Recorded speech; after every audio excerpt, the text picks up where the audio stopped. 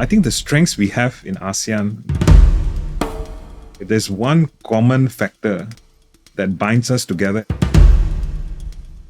we all believe that we all need to grow economically and bring growth and prosperity to our people, period.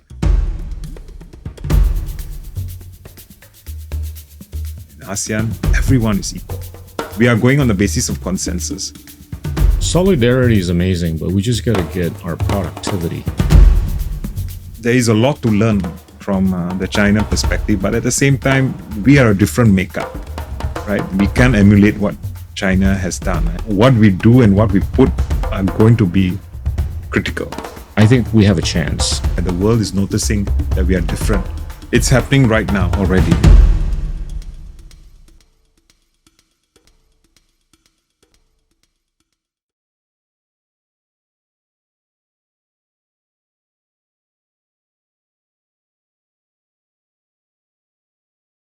Halo teman-teman, gak terasa udah hampir 4 tahun semenjak kita memulai misi kita untuk memberikan panggung kepada narator bangsa. Senang melihat bagaimana Endgame telah berevolusi, yang tadinya di awal waktu itu hanya membahas episode per episode, tapi ini udah merupakan sebuah community di mana ide-ide yang dibutuhkan untuk masa depan itu bisa dibahas, didiskusikan, dan didiskursuskan. Kami cukup bangga di tim Endgame karena evolusi tersebut, dan untuk mereka yang belum dengar, kita akan melakukan eksperimen baru yang disebut sebagai The Endgame Town Hall, di mana teman-teman bisa belajar langsung dan lebih dalam dari belasan narator yang sangat hebat. Jangan lupa hadir tanggal 14 September 2024 di Jakarta. Cek detail acara dan tiketnya di endgametownhall.com.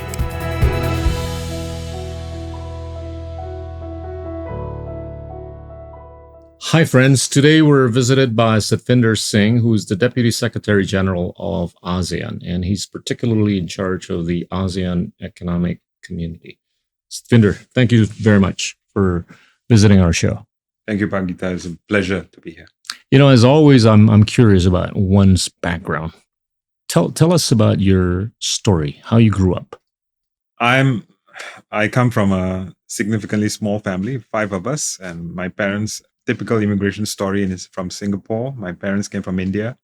Dad, mom migrated in the 50s, and they came in Singapore, and all of us grew up in Singapore. Humble beginning, and I guess we are the products of what I call the most successful outcome of what Singapore society is all about, where you are nobody, you are a working class family, the ability in one generation for your children to grow up and be successful without having the need to bribe anyone, without the need for you to do anything to get special access. I think we are the product of that. So all of us are professionals and successful in our own ways in my family.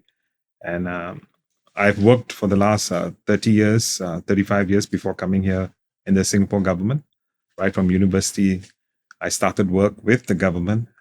Interestingly, I'm glad I started with trade. I started with the organization called the Trade Development Board. And very quick into my career, it was I think less than 2 years, and I was given I can't imagine, a biggest opportunity rendered to a young kid. I was at the age of 28, and I was given the chance to be posted in New York City as the center director for North America for Singapore. Crazy. And when I went to New York, it was a wonderful 4 years. And in that process, I matured. You know, like when you go from Singapore is surreal environment, and you're out there into New York City. I think I learned a lot, and that was my foundation of more of what I became and how I contributed. And I think, cutting it short, I've spent close to 30 years, 3 decades in serving in the space of economy and trade. And I think I've what in me, the biggest lessons I've learned in what I've been doing is that because I operated into trade and investments and economy, I had the very rare opportunity of a bureaucrat to be very close to the private sector. So a lot of what I know, a lot of what I've been sort of like harnessed to be able to bring into my new role in ASEAN actually comes from the foundation of learning and being coaching and mentoring from the private sector. And I think to me, that's my greatest boon that I've learned. And that's what made me who I am and given me the ability to take on probably one of the most complex jobs in ASEAN, the Deputy Secretary General of the AEC, where I'm touching everything from economic agreements to digitalization, to agriculture sector, to transport sector, to the financial sector, right? To talking about competition or IP. All of this actually requires your ability to then think of the biggest stakeholder for all of us. And in the case, I'm very clear in the AEC, my biggest stakeholder is our private sector. We'll get back to ASEAN, but Singapore puts a lot of premium on education. To what extent did your family put premium on education for you and your siblings? Extremely. I mean, that's precisely the only core thing. My mom and dad were uneducated. They all had primary education or informal education. So the biggest premium they put from day one when we were growing up was education. And, you know, I'm in a family of 4 boys, including myself and 1 girl. So I think my dad was very, very clear about, I'll give you what you want, but I want to see the results. So even though we were not a wealthy family, from very young, we had the first VCR when VCR came out, the first color TV sets when even our relatives didn't have them, the wealthier relatives, because they were afraid the children wouldn't study enough, you know. But my dad believed always in, okay, you guys give me the results, I'll give you what you want, you know. And I think that education bit was always the core, the very top of priority for the parents. And I think, and that's true of not just my family, I think majority of what Singapore is all about. At the core of Singapore, working class, middle class families that grew with nothing in the 60s and 70s, where they are today is because the ability for them to be able to access good quality education, which was provided for, and the ability for them to have equal opportunities. I think that was so important. What did you study? I'm a graduate in humanities. I enjoy humanities from very young of my life. I know that when I was growing up, I had big fights with my elder brothers who insisted I should be doing engineering and science. From very young, I knew I enjoy humanities more. And I remember that there was a case where you need to choose which faculty you have to go to. And there was a big fight in the house where my elder brothers want me to do science and engineering. And then I went to my dad. I told my dad, I said, Dad, you know, I can't do this. I prefer humanities. And he actually listened to me. I was so shocked. He actually allowed me to pursue humanities. And I think that's what's important. It doesn't matter what you do to be successful in life. You should do what you like and what you're good at.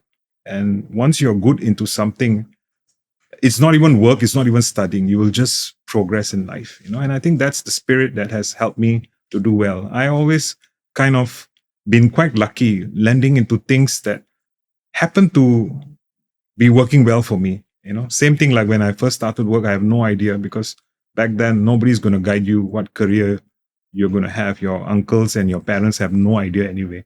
And then it just so happened that I just followed my friends who actually applied to join the Trade Development Board. But when I got into Trade Development Board, you know, it was an organization that was even though it was bureaucracy, it was ministry, but it's a statutory board. It had very close affinity to the private sector. So that fit. I was just lucky to have landed into that, and that became my preference, and it fit into my personality so well. So I've been quite lucky in my life, yeah. So in hindsight, you think that would have been better compared to if you had majored maybe in finance or whatever for you to fit into the Trade Development Board?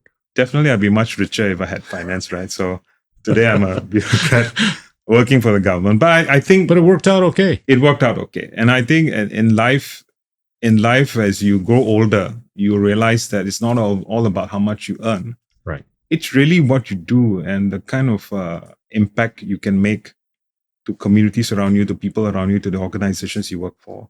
I think those things matter more. You know, I think as long as you are comfortably paid enough, that's sufficiently good. But the impact part, I think, is becoming even more important. And I'm sure that's true for you too. Yeah. The ASEAN Economic Community, it's a vision that I think is out of the ordinary. right? For close to 700 million people in Southeast Asia. Now, I want to paint the picture as a backdrop of what I want to ask you. If we take a look at the last 30 years, Southeast Asia's GDP per capita grew by a factor of 2.7 times compared to that of China at about 10 times. It's highly identifiable as to why we underperformed. Number one, we underinvested in education. Number two, we underinvested in infrastructure.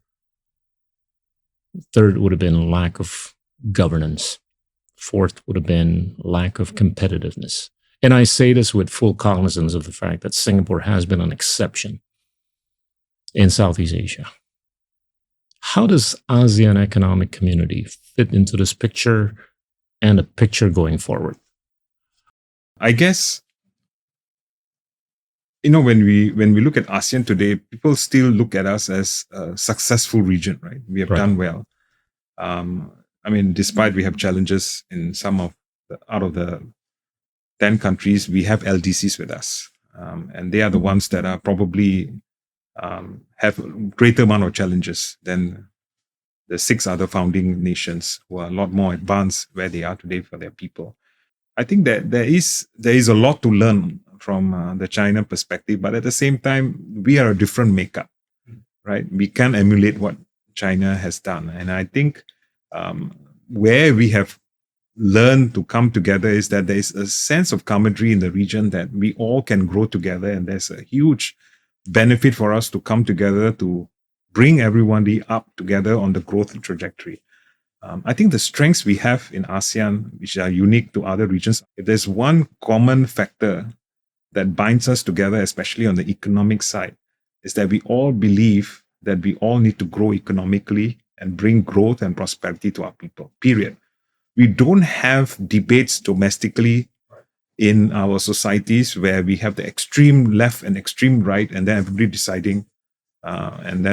deciding how much they want to move economically or not to move. I think what we have is most of our societies are in the middle balance, and I think that is going to be that has been our strength, and that will continue to be our very unique strength of our region, to be able to then make decisions which are cohesive, not only at the national level, but cohesive at the regional level.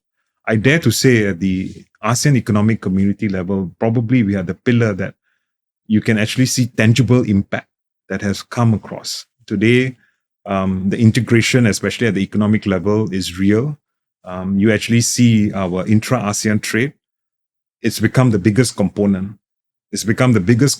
And same goes for foreign direct investments. The biggest component, of course, today is still United States.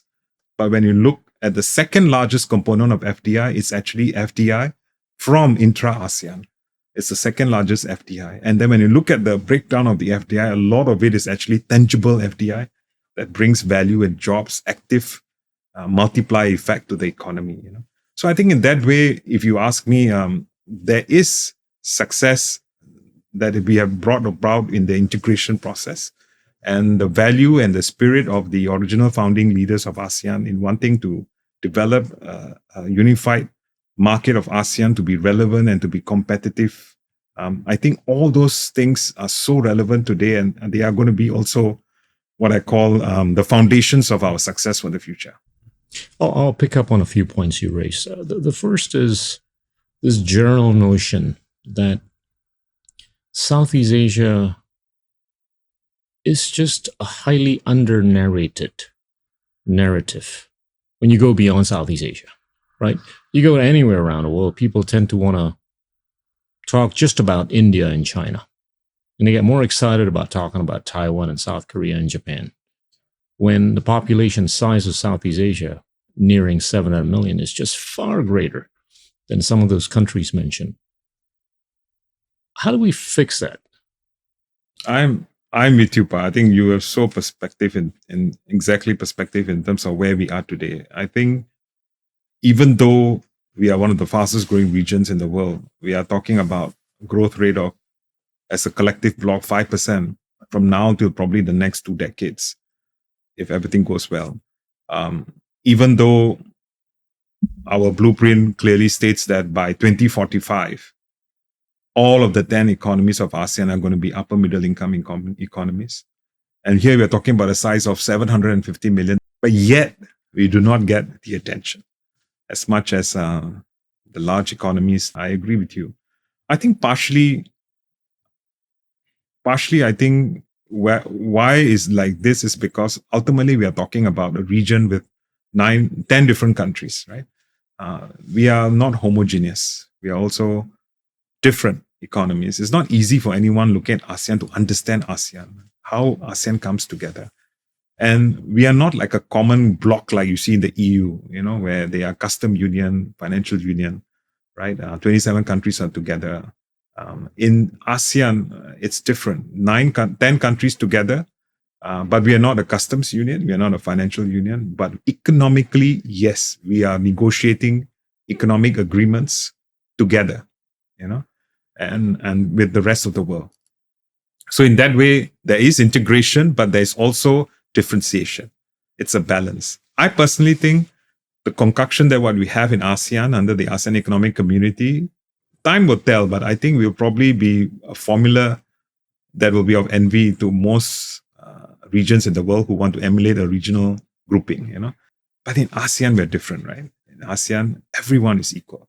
A Laos is paying an equal amount to what a Singapore or Indonesia is paying. We do not move on any agenda economically if all the 9 countries or 10 countries are not agreeable to it. So I think that formula, even though we might take a little bit longer, because there's no strong driver. We are going on the basis of consensus. But the decisions we make to go forward on a collective and on the centrality of the benefit of all, I think in the long term, they are going to create outcomes that are going to be better for everyone. And there'll be less dissension, there'll be more unity and more relevance for each other under this ASEAN umbrella. So I'm confident that story is so important. It needs to be told. But at the same time, there's a big challenge. We do reporting on how the organization does in our academic journals, in our reportings of statistics. But I think the man on the street, the stakeholders, the private sector, they probably have not sufficient amount of understanding of what goes on in policy making at the regional level that actually impacts them on a day-to-day basis. But a lot is happening actually at the regional level in terms of market access, in terms of connectivity, in terms of rulemaking. Simple thing like visas, right? Today, ASEAN population travels visa-free, right? Throughout ASEAN, that convenience, right? To what extent lingual proficiency will reshape the storytelling capabilities of Southeast Asia? I mean, Singapore is blessed with everybody's being able to speak an international language. Call that English. Many Malaysians are. Many Filipinos are. But if you go to Laos, Cambodia, Myanmar, Thailand, Indonesia, Vietnam, Indonesia doesn't have more than 10 million people out of 280 million people that can speak English the way you do, right? I've been sort of like testing a hypothesis where if we have 300 million people in Southeast Asia that can speak good English the way you do, as opposed to maybe 60 to 70 million, I think the storytelling capabilities of Southeast Asia or Southeast Asians are going to be much more robust. We're not going to be as under-narrated as we might have been. What's your take on it? I don't know, Pangita, I may not agree with you entirely on this because sometimes when I walked into the least developed economies, and that's where these are the examples where English is not their lingua franca, Cambodia, Laos, and Myanmar, the appreciation of ASEAN is a lot higher. Oh, if you go to Cambodia, but if you go to Nebraska, okay, yeah, that's a different story, right? I think it's beyond language. I think it's about what's in your face. And clearly what ASEAN do at the regional level, it happens at policy making. But it's not tangible. It's not easy to be described in terms of the impact to the stakeholders on the ground. It's tough. It's tough. But I also believe that we need to do more in terms of reaching out. I think the leaders, the people who are driving ASEAN institutions, and we have many institutions, not just the Secretariat itself, who are connected to ASEAN. they all can do a lot more in terms of outreach and sharing of information and share. I think there's a lot more that needs to be done. I guess the fact that I'm sitting here with you, Pak Gita, is part of my effort to do my part, sitting Right. here I mean, talking about ASEAN. There are people in Africa, Europe, Japan, the United States, Central America that are listening to this Wow. platform beyond Southeast Asia. But I think the idea is to move the needle, right, to a much greater level so that people become aware of what you're thinking about, what the Laotians are thinking about, what the Vietnamese are thinking about, Indonesians are thinking about. That, I think, requires some sort of proficiency in an Language. international language. International language. Yeah. Right. And it goes back to, I think, the investment you made long time ago, as for everybody to be able to speak their respective dialects at home. But when they go to school, when they go to the office, they speak English because that's the medium with which they communicate with the rest of the world. That, I think, is something that perhaps the AEC needs to infuse, as part of the storytelling capabilities. Now, a second point that I picked up on what you've alluded to is foreign direct investment, right? Annually, Southeast Asia gets about 200 billion, give and take, but half of that, or slightly more than that, goes to Singapore. And I'm just amazed with two things. Number one, the abundant liquidity that's out there all over the world that needs to be deployed, but it's not being deployed to Southeast Asia. And number two, how Singapore just continues to be the LeBron James in getting FDI as compared to its, neighbors. What's your take on this? No, so you're absolutely right. When you look at the figures on FDI, a big chunk, close to about 50% or 60% goes to Singapore. And a lot of it actually goes into the money market segment of FDI classifications. Again, that kind of FDI is also very liquid. It comes in, it goes out. It's very sensitive. That kind of FDI is sitting in Singapore because it's looking to be deployed regionally. I naturally feel that it's going to be a matter of time. You're going to see a lot more comfort by the funds and by the investors to want to make that plunge. And I think we are already beginning to see that.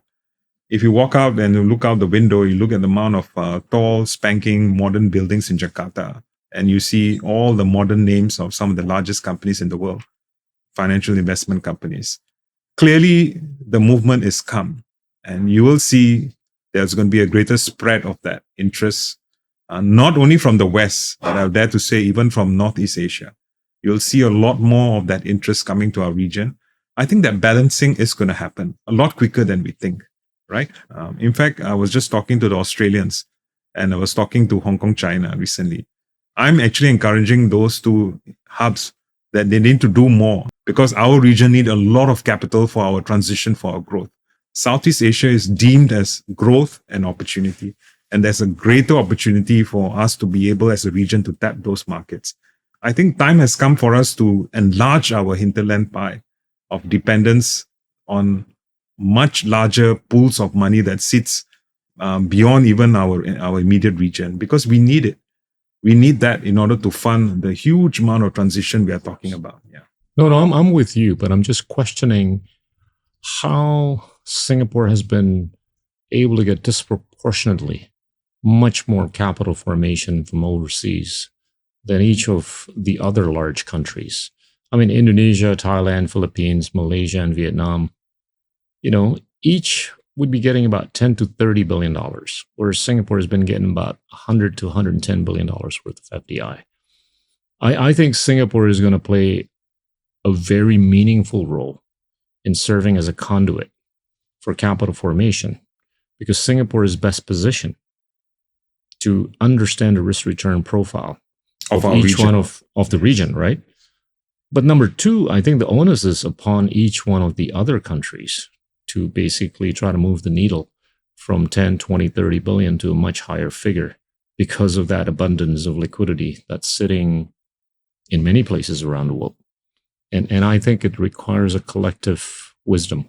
And to some extent, the leaders of ASEAN also realize that. And that's why we have just ASEAN-wide AKIA Treaty, which is for investments. And in there, you will see a greater commitment on the 10 countries in order to spend a lot more resources to make their investment policies and regulations a lot more transparent and investor friendly. I think it's actions like that, if we keep building and improving on them. But I don't think we should sit on our laurels to think that we have done with it. I think we need to continue improving on our investment regimes in the region to make it more open. After all, we are not just competing with ourselves, we're competing with the world. Everybody else wants to have our lunch, right? So I think we need to do more in further liberalizing and further opening up our economies. And for the fact that, after all, the game that we are after, where we want to move our economy and our people towards upper middle class by 2045, will require us to move in that direction. There's no way we can keep holding on to the older policies of protectionism and closing our markets down and then hope that we get there. I think that's not going to bring us to that journey. So, enough of FDI. On intra-trade, we had a chat earlier. How do you compare the intra-trade of Southeast Asia, which is less than a third of our collective GDP, with that of the Europeans and that of other groupings? I mean, I'm in a camp that believes that it could be more, and it needs to be more. It just underlines the ability, or our collective ability, to integrate ourselves a little bit better. We are quite unique, Pagita. So in our ASEAN region, and I was actually looking at data comparing the most successfully integrated regions in the world. And I was looking at, obviously, the top of the class is the European Union, where their integration is very high. Their intra-European trade is sitting around maybe 55-60%, the component of their total trade. And the next best of class is actually NAFTA. That's basically Mexico, US, Canada. That is something around 33%. Even though we will say that it's 20%, but I think the what I call the genesis of our composite ASEAN is very different from NAFTA as a group, the economies of the countries, and with Europe or even NAFTA. What we realize is that actually, when you look at our total trade, it sits around today. Last year was around $3.5 trillion US total trade. Interestingly, we are among all the grouping in the multilaterals. I'm talking about the three big sets. We are the only ones where our GDP and our total trade is the same amount. Our GDP today stands around 3.8 trillion. Total trade is 3.5 trillion. So meaning to say, we are really large exporting nations, all of us, the 10 countries. Now, and when we export uniquely, it's not just that we export to our region, we export to many of our trading partners outside. And then because of that, this is something that's not going to change. We're going to, as the global economy demand grow, the component with trade with outside of ASEAN will keep growing. Okay. And that component in most of the case actually grows sometimes faster than the growth within ASEAN, even though there's good growth in ASEAN.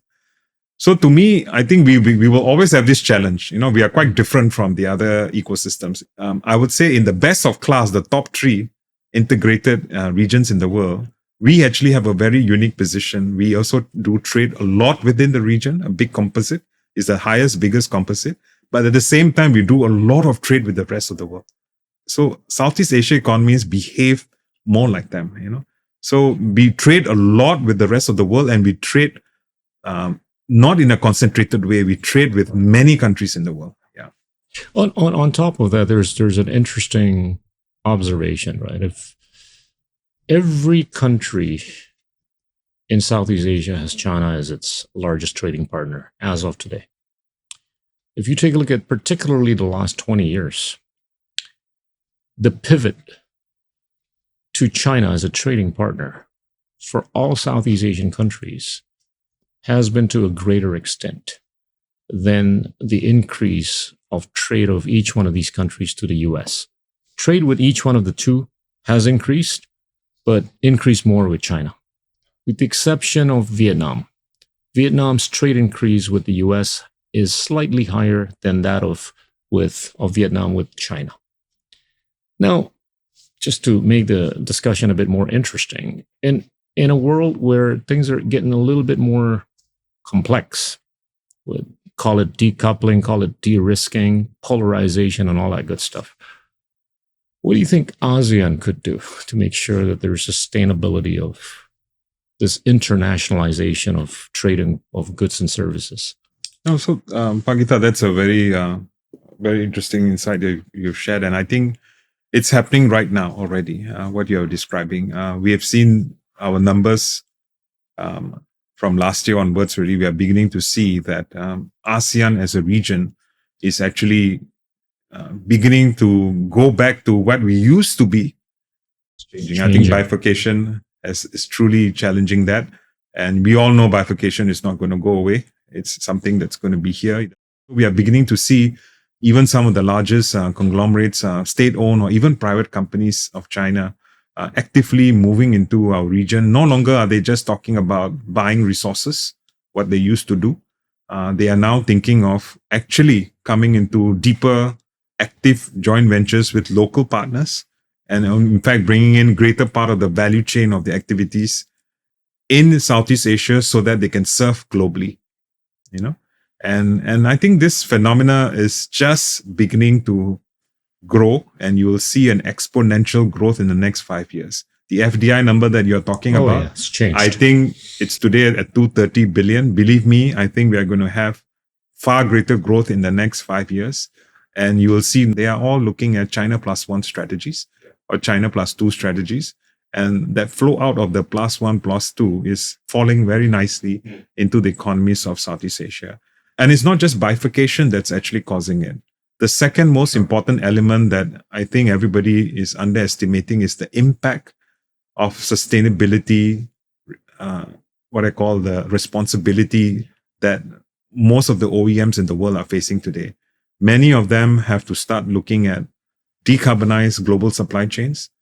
Many of them have to now ensure that 40% of their whole entire global supply chain doesn't land into landfills, okay?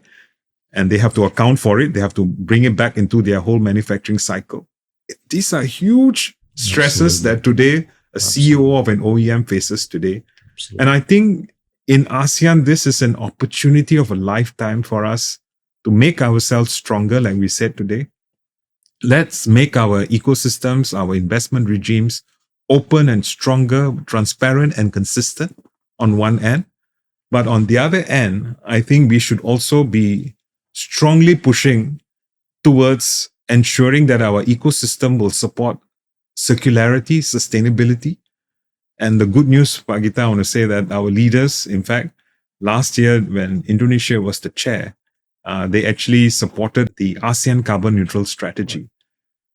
In there, we had 16 no regret moves that we are going to take as a region. And in order to help at the regional level, policies that are going to complement the decarbonization actions of each of the 10 countries, because all of them are committed towards their NDC targets under the Paris Agreement for 2050. What are some of the regional things we need to do in order to support them? And under that ASEAN Carbon Neutral Strategy Plan, I'm happy to say one of the 16 initiatives was there was a commitment by the leaders that we need to modernize our trade agreements to make them more circular. We need to start allowing the free movement of circular products through our borders in the region first and with our FTAs with our partners. The good news is that as we speak today, Artiga is our FTA that binds the most important FTA in ASEAN. We are renewing it, we are upgrading it.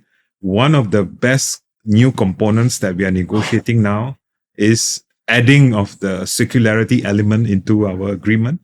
That's going to allow remanufacturing activities to have transparency, consistency, and commitment across the 10 countries. To me, that's one of the biggest pluses that you will see that will help strengthen our relevancy in this journey of being able to attract global supply chains.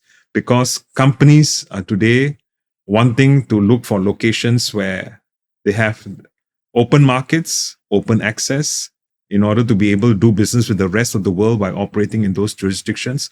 But they also need open access and circularity. Otherwise, they cannot put their global supply chain and value add activities in those places. I've got a number of questions on sustainability, but I want to just complete the circle on the earlier part of the discussion where, there are signs that, Southeast Asia now is already getting more FDI than China, right? And I don't want to jinx it. I want that to continue. Not at the expense of China, because there's a lot of liquidity out there that needs to be allocated properly, judiciously. And I do believe that a region of peace and stability, or tremendous peace and stability, such as Southeast Asia, deserves capital allocation, not just economically, but technologically, right? I'm in a camp that sort of believes that I think Southeast Asia is going to be able to outpace its past growth trajectory, right? Which would have been 2.7 times in terms of GDP per capita in 30 years. I think it's going to be different in a good way in the next 10, 20, 30 years. And I think it might have a chance to outpace China's growth trajectory, which has shown a bit of a deceleration compared to what China has been able to enjoy in the last 20 to 30 years. What's your take on that? What would it take for Southeast Asia to actually firmly anchor itself in that sort of a thesis? I think we have what it takes to be there. Yeah. And let me explain that. I think demographically, right, in terms of growth and relevance, we are not just looking at ourselves as export-driven economies. Today, our populations are consuming. We are becoming attractive to even exporters around the world. We are consuming societies also. If you look at the Southeast Asian capitals, right, you look at the standard of living and how we live, we have the makings of the trappings of the upper middle class where we're emulating to. It's coming. It's there. You can see it. You can feel it. Walk into the streets of Jakarta, SCBD, where we are speaking here. When you walk into Manila, Makati, new areas. When you walk into Bangkok, the spanking new parts, you feel it. It's there. I think, but more importantly, besides the consumption, the demography, I think more importantly, like I said earlier, I think the consistency and the solidarity there is amongst the leaders of ASEAN in wanting to push on the bucket of economic growth, it's real. And I actually will factually now prove it with you. I think I just want to tell you also another important thing that's happening in the region, and that only came also when Indonesia was the chair last year. It was also the first time we went out to tell the world that the region as a whole is going to come together and we're going to start negotiating not a goods agreement, but a digital economic agreement. 10 countries coming together, not a voluntary agreement. We want to move forward towards a legally binding digital agreement. Big fact. There's nothing like that in the world. There's nothing like that. And to me, when we actually put out the roadmap of the guiding principles and the scope that the agreement is going to cover, everybody was shocked because we were not just looking at data centers and data movements or even digital payments cross-border. We went beyond that. We put on the table digital identity, trade digitalization, e-commerce. And when it comes to e-commerce, tax issues, how do we actually treat low-value goods in a better way? How do we make it more efficient? And we even put into our agreements things like how do we allow the free flow of skillful tech personnel in our region? Unheard of in many of our economic agreements. We never have the braveness to look at that. So can you imagine 10 countries leaders coming together to say, let's move forward because we believe that our growth that we are aiming for, the transformation we want, we can see digital transformation integration being a core that's going to put us ahead of the game. It is thinking like that and things like what I described to you earlier about how we are moving quicker than other regions on circularity. This is truly going to make us more relevant. In order for us to be growing, like what you said, the trajectory of growth, we need to make ourselves different and more relevant, more competitive. And I think the leaders that we have today, like I said today, it doesn't matter which party you come from and which part of ASEAN. Somehow in ASEAN, they all have this, I'm actually sometimes surprised how even in meetings, especially on the economic side, the solidarity is so strong. It's amazing. Solidarity is amazing, but we just got to get our productivity way much higher. I mean, there's no way we can compete. If you take a look at the marginal productivity of most countries in Southeast Asia, again, with the absolute exception of Singapore, it's still well below. And number two, I think the non-tertiary education manifested in PISA. Right, there's only two countries that are above the global average in Southeast Asia. That's Singapore and Vietnam. Singapore has just become number one. China was number one. Singapore has dislodged China as the number one holder of PISA ranking. Indonesia, Philippines, Malaysia, Thailand, and all the rest are still well below global average. So even at the vocational level, you know, we got our work cut out. A long way to go, yeah. Right? So Yeah. if we want to outpace ourselves, you know, I think we have a chance. I think we can grow better than 2.7 times in the next 30 years, as we did in the last 30 years. But if we want to grow as fast as China, I think we got our work, you know, cut out. I think we got to take a view on the non-tertiary education and also the tertiary education. Now, I want to pick up on a few points you raised on the topic of carbon neutrality. I've had the privilege and honor of attending some of these conferences, starting with Copenhagen, right? I've discovered that the discussions there are just not of realism. And put this in the context of Southeast Asia, I'm not trying to belittle circularity, but I think power generation needs to be looked at much more meticulously. And if we take a look at power generation, we're talking about 400,000 megawatts worth of power generation in Southeast Asia.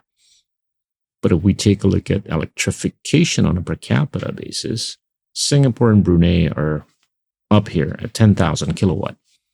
The rest are 1,300 or below. We're not modern. If we want to be modern, we got to be at least at 6,000 kilowatt.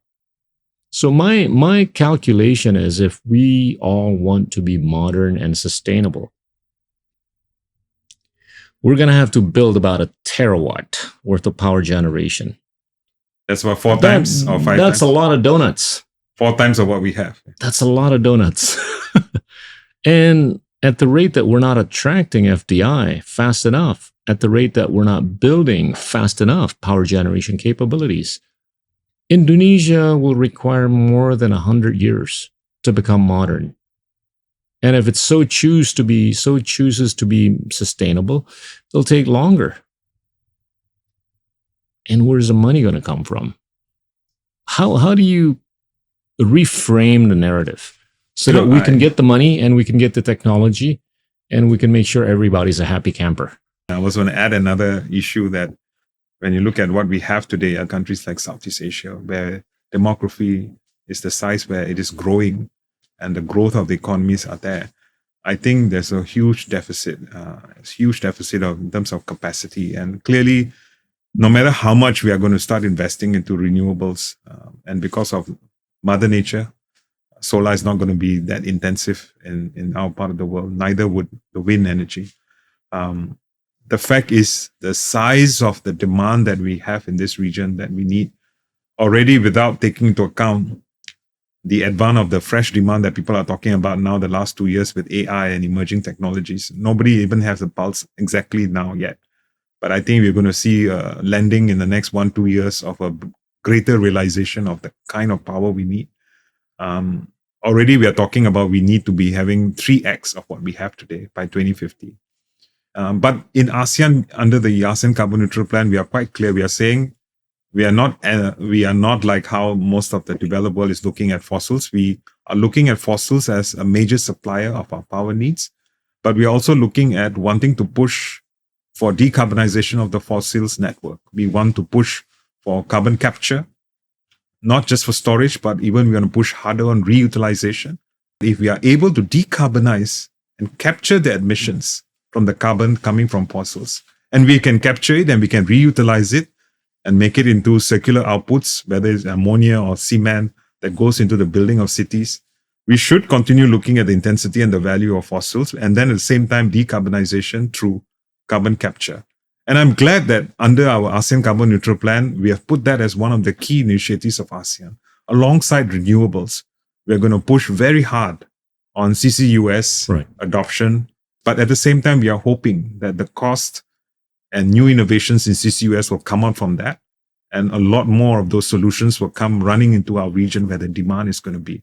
Well, I think we are in the process trying to coordinate what these policy measures could look like, and then bring some of these best practices on a voluntary basis to be adopted by the 10 countries. We are working with that, with inputs coming from the private sector. Our financial sector today, if you look at some of the behavior from the capital markets, not looking at the needs of what the region is undergoing and what we need. And I think this is where I think we need to be a little bit more realistic, like what you mentioned, and practical. And we need to look at decarbonization in a much more scientific way, not in a perception way.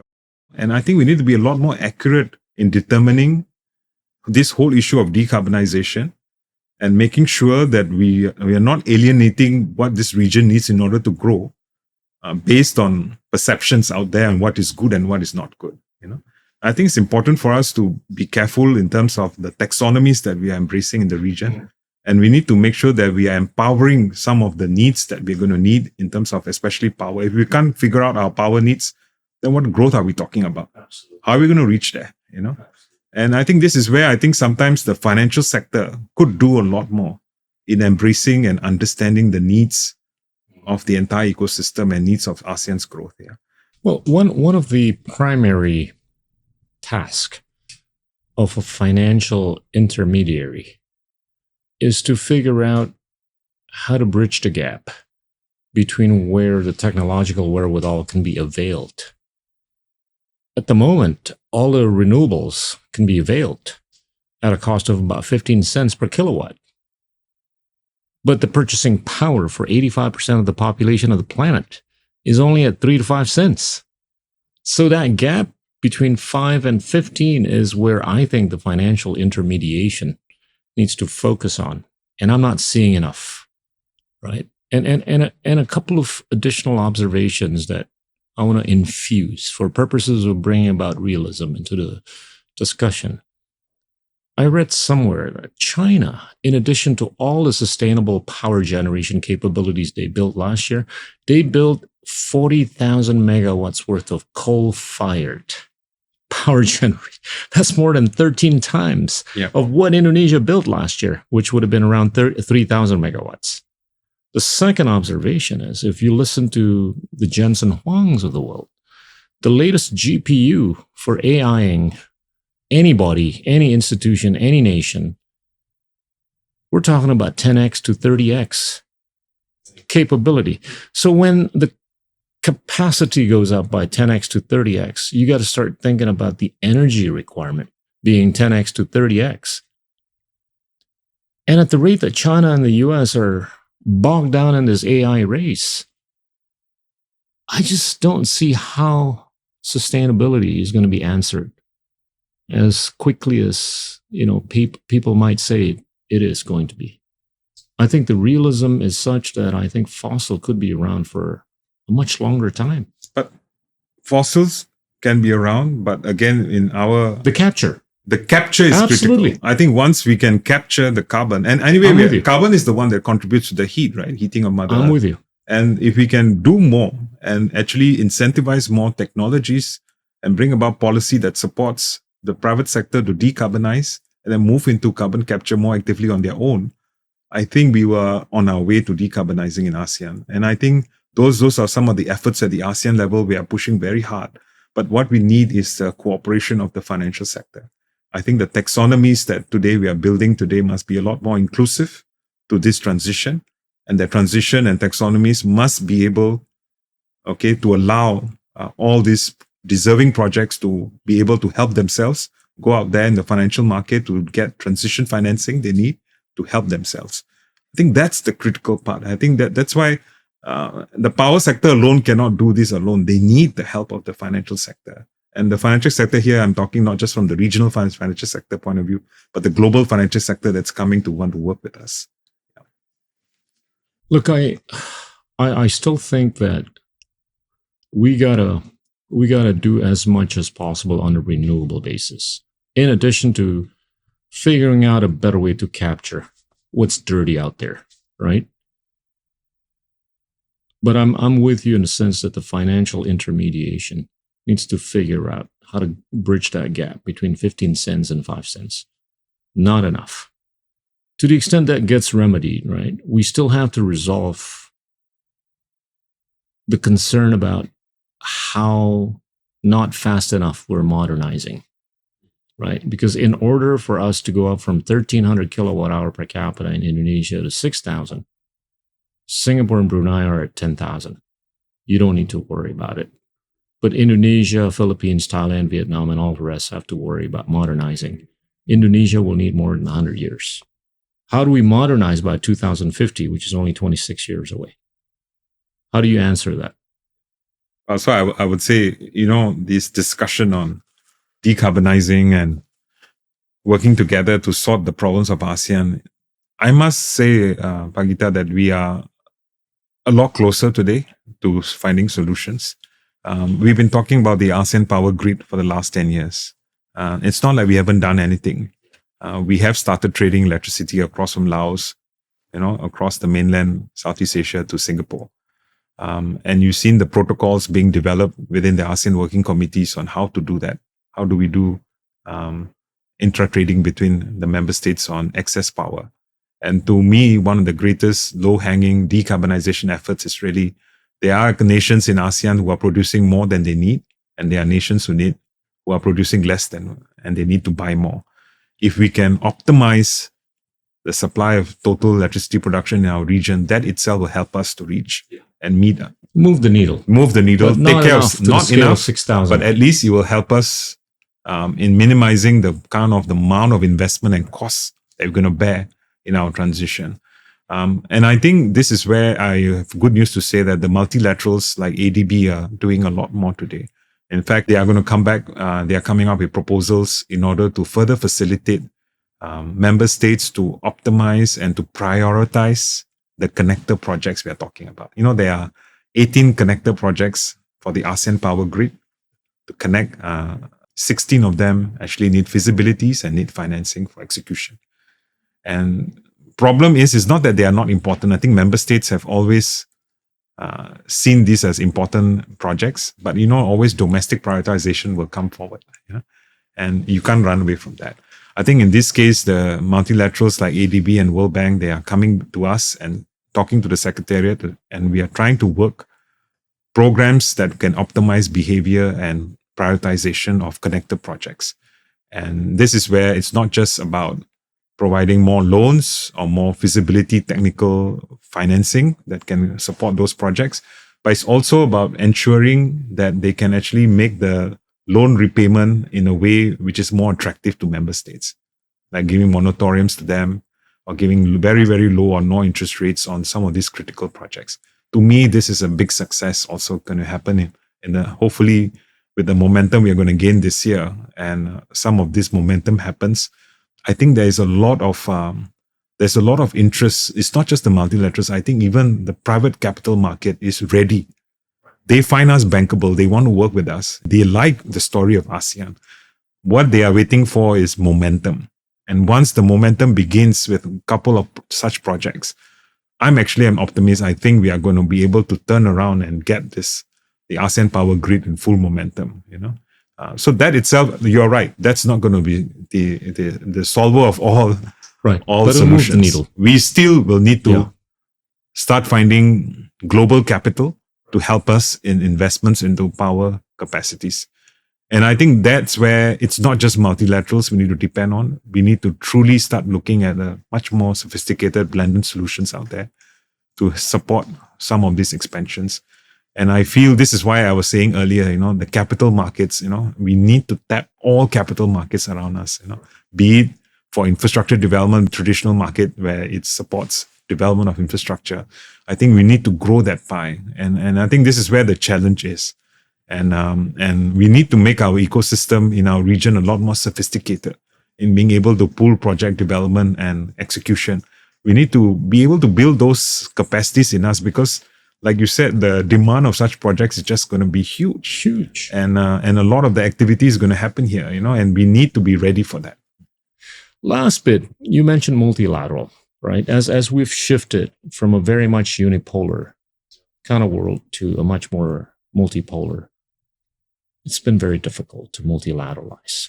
And we're sort of like shackled by this need to bilateralize a bit more, plurilateralize a bit more, but not multilateralize. It's just very difficult, right? And we're blessed with a frame called RCEP, Regional Comprehensive Economic Partnership. Why is it that India decided to opt out from RCEP? So first of all, for many of the viewers in the world who are listening to this, there's always a very big misconception of RCEP, that RCEP is a FTA that belongs to China. Well, I was going to say that. I'm happy you say that, because I was part of the initiators, and I would have liked this to be an ASEAN-led. It is an ASEAN-led FTA, 100% ASEAN-led. It has to be perceived. It is an ASEAN-led FTA, and it was an FTA where the 10 countries of ASEAN then invited some of our core trading partners to come and join into this agreement. It's a joint agreement today, and it consists of both countries like Japan, South Korea, China, Australia, and New Zealand. As we speak today, there are multiple countries that are also wanting to accede into RCEP. So to me, this is already, without these new countries coming in, the largest FTA in the world. Is big deal. And the impact of RCEP is huge, Pagita. RCEP is not just a goods agreement. It's not about just tariff savings. It has huge elements in there of actually trade procedure commitments from each member state. I think you also have noticed all of the existing 15 members have also kept the door open for India. The debate on goes, but it's not off the table. But for now, India still have decided to stay out. So that to me is a wonderful gesture, of how ASEAN with our partners, how we can even get our partners to agree to that. And our partners are actually with us. Japan, Australia, Korea, New Zealand, they all are with us, and they all believe that having India in our grouping is a good thing. And I think we will continue to engage, and we'll continue to not give up our hope, and hope that one day India will still reconsider and come back and join RCEP. India gets a lot more excited on jumping on a bandwagon of this geopolitical bandwagon of seeking greater relevance with respect to Southeast Asia. And when I get asked if that's going to be good or effective, my response instinctively would have been, it's probably not going to be as much as desired at the rate that they're not jumping on the economic bandwagon to seek greater relevance with Southeast Asia. Now, I think Southeast Asia could be a solid partner for them in supplying, right, all of the electronics, components, and parts, including a great supplier partner in helping India, in terms of reaching its goals, And that's why when we are now negotiating our new Artiga, it's not just about tariff taking in, taking out. I think there's a much bigger vision of integration needed from both sides, where we want to be together. We are going to become upper middle class very soon in the next 20 years. And we are going to be solid markets for your exporters, Vice versa, we look at India in the same way, So to me, I totally agree with you. The complementarities are so large and it's on the table for taking. It's probably high time for me to reassert the optimism I have with respect to the future of Southeast Asia on the basis of some of the stuff we've talked about. First one of which would have been, of course, this multilateralization that still prevails by way of RCEP. Second would be how we're embracing the energy transition narrative. Third would have been the tech-enabled disruptors that have been quite prevalent in Southeast Asia, and they're likely to linger on for quite a while. Now, anything that you could have done or would have done differently for AEC, for Southeast Asia going forward? The last 3 years, I've actually finished my one term as a Deputy Secretary General for the AEC. It's a 3-year contract, and I've been re-elected for the final time. And this is I'm in Congratulations or condolences? No. Congratulations. Like I said, this is the most challenging job in the region, but highly satisfying. Impactful in terms of what we can do to support and serve the region together with the member states. If you ask me what I can do differently or more, and where I think we may not have done enough, I think we have done very well in terms of the digital transformation side. What we have done and what we have achieved through the Bandar Sri Begawan roadmap, and how the way we are prioritizing into developing digital identities, getting member states to move to Unistral model law, getting digital payments cross-border working. I think those are fantastic overtures in ASEAN. I think this is going to lay the foundation towards trade digitalization, where we are going to be ahead of the curve, And now with DEFA on top of that, making legally binding, I think we are in a very good place. I think on the sustainability side, not only we have embraced circularity, decarbonization. Right now, as we speak, we are going to start working on blue economy engagement in the region, coming up with full implementation plans. I think we are doing things in a more practical, effective way that serves us better. And I think we're going to do well in that. Any final messages on AEC, Satinder? This is a very important year for us. 2024 is the year where we are taking stock. Our blueprint, the 10-year blueprint, which began in 2015, is coming to an end in 2025. It's a final year. So this is quite a critical year where we study what has gone right and what has gone wrong. Of course, there's a big chunk of our last 10 years where COVID came. There's a lot of challenges that COVID created for us. We are not where we should be, for example, in tourism. But then also there's a lot of benefits that we also gotten from COVID, especially digitalization. We would not be where we are if there was no COVID. The speed with which we are embracing change and policy changes. But then we are also an important year because this year we are also thinking of the next leg, the next part of our blueprint. And again, the leaders are saying no more 10 years. Let's start looking at 20-year plan of where we want to go as a region. So right now we are also building out the ASEAN 2045. And it's going to be an important year, and it's going to be released next year when Malaysia is the chair. Typically, Malaysia was also the chair when 2015 was released. So there's a lot of work that's now being done, a lot of engagement of stakeholders, sectoral bodies to think of the long term, the 20 years. It's tough, But at the same time, from the AEC side, we are looking at 5-year strategic plans, which are practical and realistic. And then, of course, have a longer term vision of longer term, mid-term initiatives. So we are open, and I think we are glad that we are getting a lot of inputs and guidance from the stakeholders. And I think, like I said, we are at the inflection point where what we do and what we put in terms of our strategies forward are going to be critical, And I would say where we are today, we are also here because of the policies of the blueprint that the region has embraced ourselves. And that's why we are in this comfortable position where the world is noticing that we are different. We are much more open. We are much more relevant to them. And I think the next 20 years, if we can further strengthen that narrative and put real powerhouse of transformation into our plans, I think we will see a much brighter future for our people and community. Amen. Satvinder, thank you so much. Thank you for gracing the show. Thank you. That was Satvinder Singh, the Deputy Secretary General of ASEAN. Thank you. Inilah Endgame.